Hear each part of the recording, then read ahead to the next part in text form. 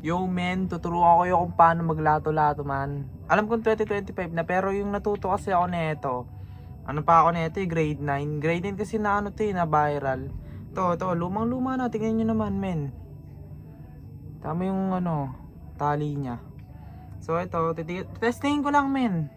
First thing to do is pumakyo ka. Ganito lang. Pumakyo ka din, ganyan. See? Wait lang, lalayo ako. See? Then, ano muna siya, papakaramdaman mo muna. Ganto muna, oh. Ganyan. Yan. Pag medyo nakuha mo na yung momentum, dun mo na siya dun mo na siya like, iga ganun. Okay? Panoorin nyo, watch.